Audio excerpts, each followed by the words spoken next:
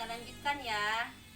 Nah, tadi kita sudah sama-sama belajar atau membahas tentang penyandang disabilitas ibu-ibu ya. Nah, jadi hal yang paling sederhana yang bisa kita lakukan oleh siapa saja ibu-ibu terhadap penyandang disabilitas adalah tidak mengejek penyandang disabilitas ibu-ibu ya.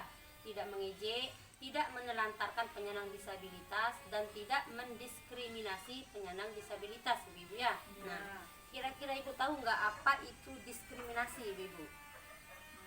Kurang tahu saya, Bu. Nah, jadi diskriminasi di sini maksudnya adalah tidak mengucilkan penyandang disabilitas ibu-ibu ya. Nah, ya.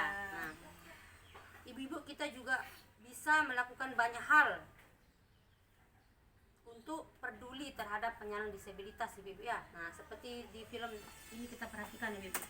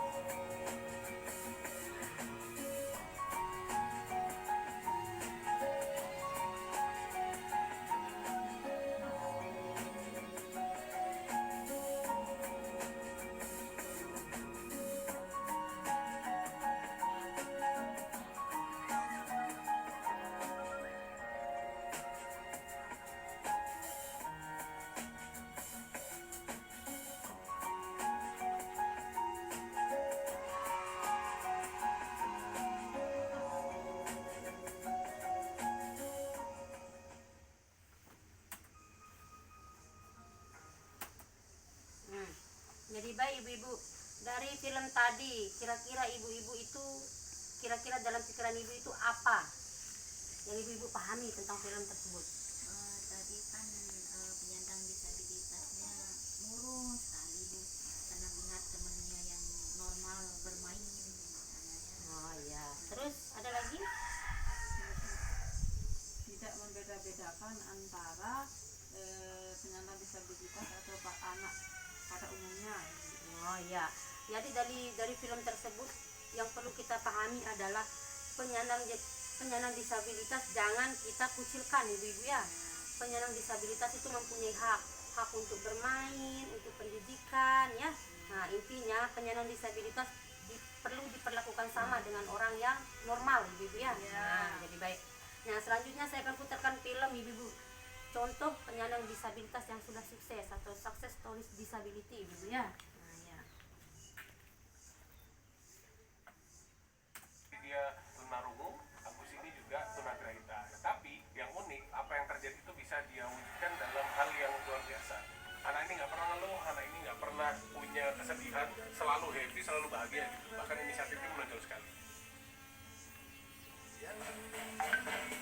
Sustainable Entrepreneurship Program for Disability. Program yang diinisiasi oleh Pupuk Kaltim dan dijalankan oleh Inkubator Bisnis Permata Bunda sejalan dengan visi besar CSR Pupuk Kaltim, yaitu terwujudnya harmoni perusahaan dan masyarakat menuju peningkatan kesejahteraan dan kemandirian berkelanjutan.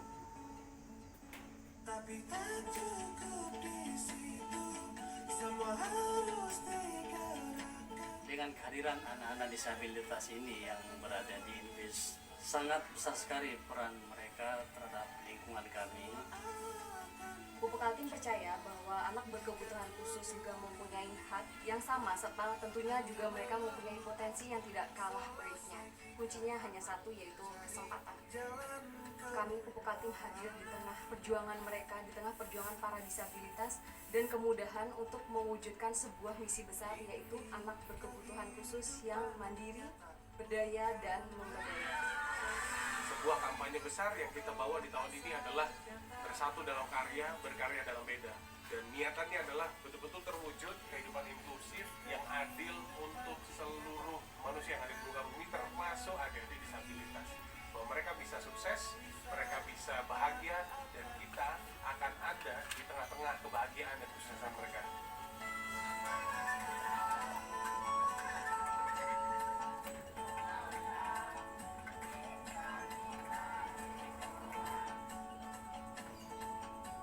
Si Agus sekarang sudah betul-betul mandiri dalam perekonomian, dia sudah bisa membantu orang tua.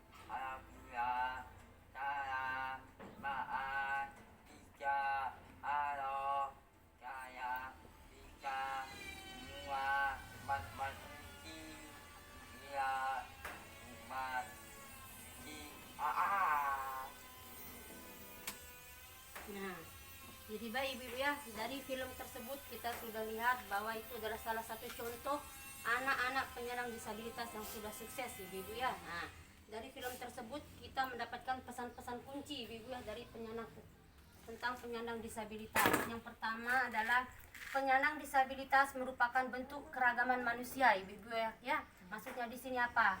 Itu merupakan salah satu keragaman manusia agar kita tidak mengucilkan, agar kita itu menganggap dia sama dengan kita ya, dengan kita menganggap dia manusia yang kurang atau tidak sama dengan kita ya. Nah, penyandang disabilitas juga warga negara yang harus dipenuhi hak-haknya, kayak tadi hak-haknya untuk bermain, pendidikan itu ya ibu-ibu. Nah, yang terakhir penyandang disabilitas tidak boleh didiskriminasi, tidak boleh dikucilkan ibu-ibu ya. Nah, jadi bagaimana ibu-ibu?